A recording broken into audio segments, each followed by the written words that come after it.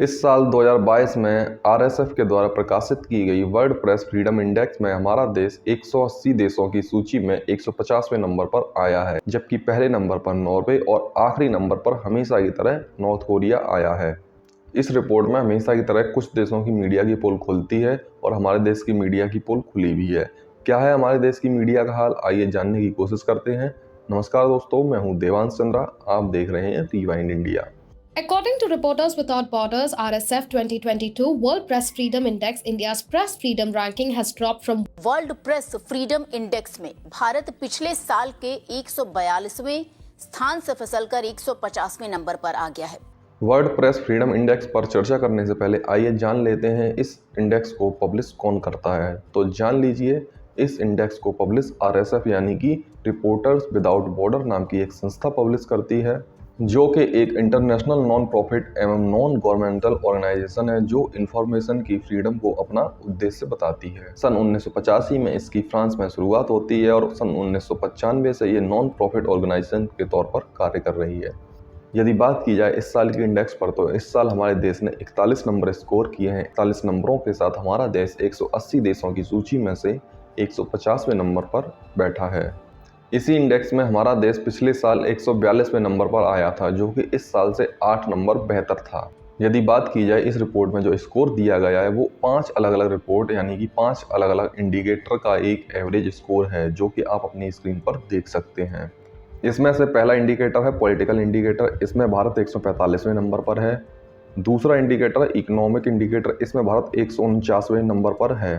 तीसरा इंडिकेटर है legislative indicator, इसमें भारत 120वें नंबर पर है। चौथा इंडिकेटर है सोशल इंडिकेटर, इसमें भारत 127वें नंबर पर है। और आखिरी इंडिकेटर है सिक्योरिटी इंडिकेटर, इसमें भारत 163वें नंबर पर है। आरएसएफ द्वारा जो भारत का मैप दिखाया जा रहा है, इस मैप पर हमको आपत्ति है। आपने देखा दुनिया के सबसे बड़े लोकतांत्रिक देश में मीडिया की क्या स्थिति है, वो भी क्यों ना, क्योंकि हमारे देश की मीडिया कई हिस्सों व कई पार्टियों के हिस्सों में बटी पड़ी है। इसीलिए हमारे देश में मीडिया की आज़ादी पर संकट खड़ा है। ये मीडिया का संकट हमारे देश में क्यों खड़ा है, आइए जानने की कोशिश करते हैं इस मीडिया के स्ट्रक्चर के बारे में। यदि आप सोच रहे होंगे हमारे देश में मीडिया की कमी है, तो आप बिल्कुल ही गलत सोच रहे हैं, क्योंकि हमारे देश में 1 लाख से अधिक न्यूज़पेपर तथा 380 से ज़्यादा टीवी न्यूज़ चैनल हैं, लेकिन फिर भी हमारे देश की मीडिया बहुत ही ज़्यादा बदतर स्थिति में है। हमारे देश की बात की जाए तो हमारे देश में हर चीज़ में पॉलिटिकल इन्फ्लुएंस नज़र आता है। फिर मीडिया इससे अछूता क्यों रह सकता था? मीडिया में भी इसका असर दिखता है, क्योंकि इसका कारण भी बताया जाता है। जैसे कि हमारे देश में 70 से ज़्यादा टीवी न्यूज़ चैनल के मालिक मुकेश अंबानी की कंपनी रिलायंस है, और मुकेश अंबानी हमारे देश के पीएम नरेंद्र मोदी जी के बेहद खास मित्र हैं। तो आप अंदाज़ा लगा सकते हैं कभी ना कभी ये टीवी न्यूज़ चैनल हमारे देश के पीएम के फेवर में बात कर सकते हैं। हमारे देश में कुछ पत्रकार जो सरकार की आलोचना करते हैं, उन्हें एंटी नेशनल बोलकर जेल में भेजा जा रहा है। अभी इस समय 13 पत्रकार जेल में हैं। उनके जेल में जाने का क्या कारण है, इस पर हमारा चैनल कोई भी कमेंट नहीं करेगा। आपने देखा ही होगा हमारे देश के ज़्यादातर टीवी न्यूज़ चैनल फ्री में उपलब्ध हैं। होम ही क्यों ना, क्योंकि इन सभी टीवी न्यूज़ चैनल को भर भर के ऐड मिलता है।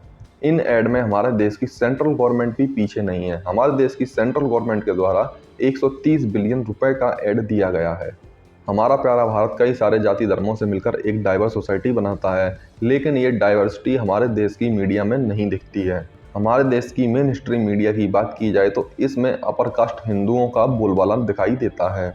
हमारा देश जेंडर इक्वलिटी पर बात करता है, लेकिन हमारे देश में शाम को जो टीवी डिबेट होती है, उन डिबेट में 15% से कम महिला ही हिस्सा लेती हैं। ये जोकरपंथी करेंगे भाषा आदमी को कैसे बात कर रहा है? इस अनपढ़ महिला अनपढ़ ठीक है, संबित जी 2 लाइन में जवाब दीजिए, आवाज नहीं चिकी। मैं अनपढ़ हूं, मैं बदतमीज हूं, मैं सब कुछ बोलने नहीं तुम 2 कौड़ी के गिलास पूरे हो। यदि हमारे देश में मीडिया क्षेत्र से जुड़े हुए व्यक्तियों की बात की जाए तो हर साल 3 से 4 पत्रकारों की हत्या की जाती है। 1 जनवरी 2022 से अब तक 1 पत्रकार की हत्या की जा चुकी है। अब आप खुद सोचिए, जिस देश में मीडिया पर इतने सारे डायरेक्ट और इनडायरेक्ट प्रेशर आ रहे हो, उस देश में मीडिया स्वतंत्र कैसे हो सकता है?